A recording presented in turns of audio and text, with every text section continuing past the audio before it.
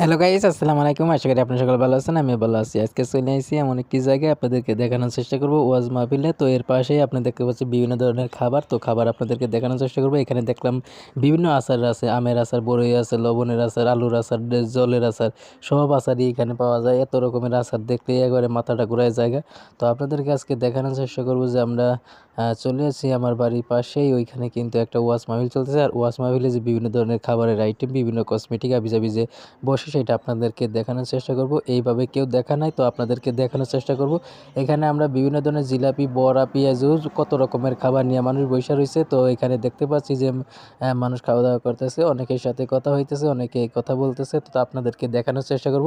তো আমাদের পেজে যদি নতুন হয়ে থাকেন, আমাদের চ্যানেলে যদি নতুন হয়ে থাকেন, অবশ্যই আমাদের চ্যানেলটি লাইক, কমেন্ট, শেয়ার এবং সাবস্ক্রাইব করে আমি আপনাদেরকে ভালোভাবে সব কিছু দেখানোর জন্য চেষ্টা করব। আজকে চলে আসি আপনাদেরকে দেখানোর জন্য। আর এখানে দেখলাম বই, খাতা, কলম নিয়ে বসে হয়েছে, হুজুর একটা দোকান দিছে।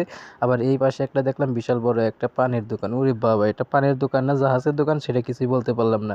এইখানে খালি মশলা আর মশলা, মানে একটা পান খাইতে যে এতগুলা মশলা লাগে সেটা আমার কল্পনার বাইরে ছিল, যে এতগুলা মশলা দিয়ে একটা পান বেচে। তো আসলে ভাবলাম যে একটা পান খাইয়ে দিই। তো পানটা খাইয়ে দেখি যে মুখের ভিতরে খালি মশলা আর মশলা। তো আমি চাইতেছি, দেখি যে বিভিন্ন জনে আউশ করে পান খায়। আসলে পানের নেশা আমার নাই, তো পান খাওয়ার প্রতি আমার কোনো নাই, আগ্রহ নাই। তবুও মজা করে বা বিভিন্ন অনুষ্ঠানে বিভিন্ন ইয়ের ভিতরে খেয়ে থাকি শুধু একটু ইয়ের জন্য।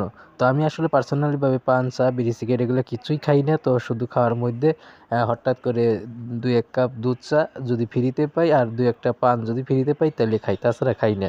তো আপনাদেরকে আজকে দেখানোর চেষ্টা করব টাকা দিয়ে কিনা পান খাই, আপনাদেরকে দেখানোর চেষ্টা করব। এখানে অনেকগুলো হুজুর ছিল, আমাকে অনেক ডিস্টার্ব করছিল। আর তারা শুধু একবারে আমার সামনে যেয়ে ভিড় করছিল। আর আমার ক্যামেরাম্যানটা বুঝতেই পারছিল না যে ফোকাসটা বন্ধ হয়ে গেছে, মানে ফোকাসটা অন্যরকম হয়ে গেছে, সে বুঝতেই পারে নাই। যেহেতু নতুন ক্যামেরাম্যান, সেইভাবে বুঝতে পারে নাই। তো আজকে আপনাদেরকে এমন একটি জায়গায় নিয়ে আসি ওয়াজ মাহফিলের পাশাপাশি। এখানে দেখতে পাচ্ছেন হুজুরের সংখ্যাই বেশি।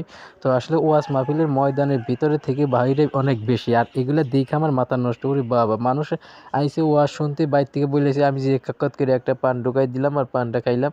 পানটা মুখের ভিতরে আটতাছে না। 10 টাকা হইলেও আমার কাছে খুব ভালো লাগছে, কারণ 10 টাকা দিয়ে এত বড় পান আর এতগুলা মশলা দিয়ে যে দিছে, এটাই তো আমার কাছে অনেক কিছু। তো এই বিভিন্নভাবে এখানে এরকম পান যদি কেউ খেয়ে থাকেন জলদি কমেন্ট করে বলুন।